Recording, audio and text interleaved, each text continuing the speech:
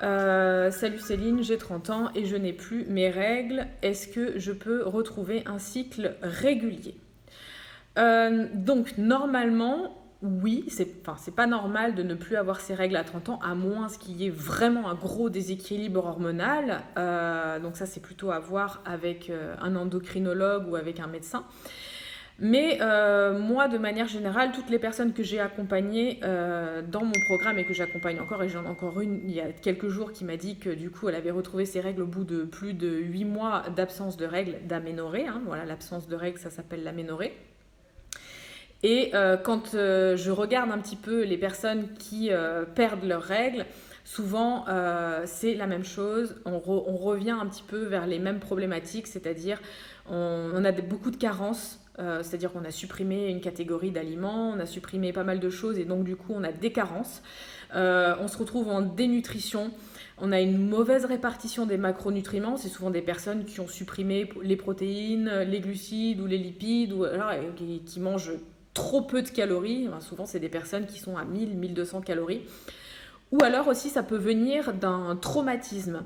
Ça peut venir d'un choc émotionnel. Souvent, on n'y pense pas, mais voilà, ça peut déstabiliser énormément l'organisme, le fait d'avoir un choc émotionnel, d'avoir un traumatisme, d'avoir un décès dans sa famille ou des choses comme ça, qui fait que, bon, ça peut bloquer le système hormonal aussi.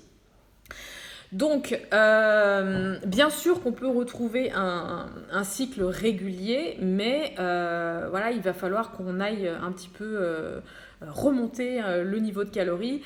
Ça peut aussi être le cas d'athlètes de haut niveau ou de danseuses, par exemple, les danseuses étoiles, etc. Enfin, je ne sais pas si vous avez déjà eu affaire à des danseuses classiques ou à des athlètes de haut niveau, mais souvent c'est des personnes qui se retrouvent en aménorrhée et qui perdent leurs règles parce qu'il y a trop d'intensité au niveau du sport et il n'y a pas suffisamment de calories en fait qui rentrent pour compenser un petit peu tout ça. Il faut savoir que le corps, de toute façon, lui, il va privilégier les organes nobles, hein, le cœur, le cerveau, le système digestif, etc., les poumons.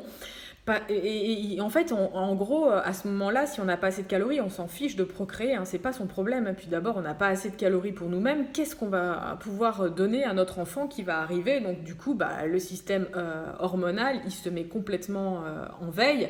Et le corps ne produit plus d'ovules, et c'est pour ça aussi qu'on n'a plus nos règles.